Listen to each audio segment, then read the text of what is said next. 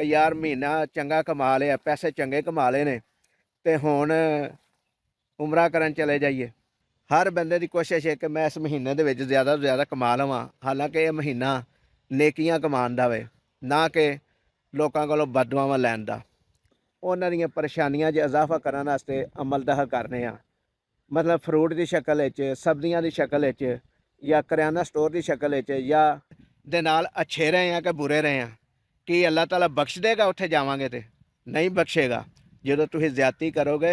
बिस्मिल्लाहिर्रहमानिर्रहीम। दोस्तों अस्सलाम वालेकुम।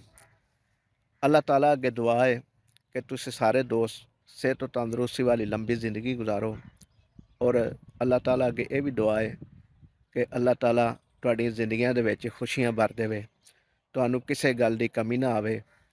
आमीन सुमा आमीन। साडे चैनल के उत्ते नवे आने वाले दोस्तों अगे गुजारिश है कि इस वीडियो नूं आखिर तक लाजमी देखा जे, और चैनल नूं सबसक्राइब कर लवो और घंटी के बटन नूं भी दबा दिओ, ताकि साडी हर नवीं आने वाली वीडियो का नोटिफिकेशन तुहाडे तक पहुँच सके। दोस्तों अज 3 रमज़ान शरीफ है। 3 रमज़ान शरीफ के हवाले नाल थोड़ी जी गल कर लैंदे आ कि अज पीर अफजल कादरी साहब दुनिया तो रुखसत हो चुके हैं। कल उन्होंने दा विसाल होया सी और अज उन्हों दा 2 बजे जनाजा सी। अल्लाह ताला उन्हों दी आखिरत दी मंजिलां आसान करे, क्योंकि सारी जिंदगी उन्हें दीन की खिदमत वास्ते गुजार दी।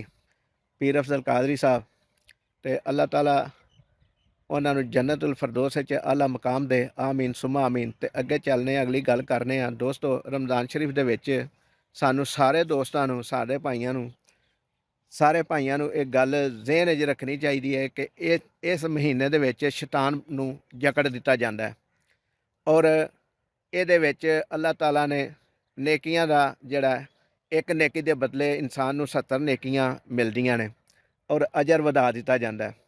तो सानू कोशिश करनी चाहिए है कि असीं अगर 11 महीने कोई अच्छे काम नहीं करते, कोई रब की रज़ा वास्ते काम नहीं करते, नेकियां नहीं करते, तो कम से कम इस महीने दे विच इन्नियां कोई नेकियां कमा लईए, 11 महीने दियां बदियां घट जाण, और इस महीने दियां साडियां इन्नियां नेकियां होण कि उन्हां तो वध जाण, ताकि सानू आखिरत दे विच ओह काम आउण साडे वास्ते।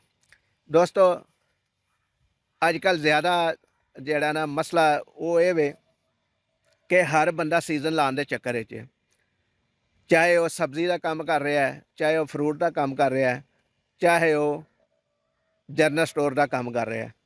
हर बंदे की कोशिश है कि मैं इस महीने दे विच ज़्यादा तो ज़्यादा कमा लवां, हालांकि यह महीना नेकियां कमाउण दा वे, ना कि लोकां कोलों बददुआवां लैण दा।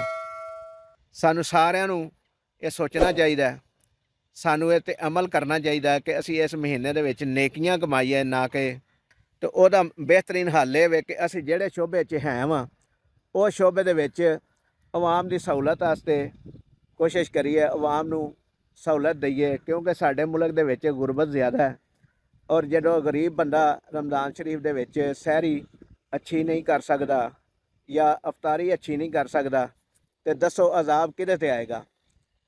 साडे लोकां ते आएगा जिहड़े इहदे विच उन्हां दीयां परेशानियां 'च इजाफा करन वास्ते अमलदह करने आ। मतलब फ्रूट की शक्ल च, सब्जियां की शक्ल च, या करियाना स्टोर की शक्ल च, या मजीद जड़ियाँ अजनास ने उन्हां दी शक्ल च, ते बजाय इस दे कि जिस तरह के गोश्त का रेट रमज़ान तो 2 दिन पहला कुछ सी, लेकिन जिस तरह रमज़ान का दिन आया, महीना शुरू होया, तो गोश्त का रेट भी अपने आप वध गया।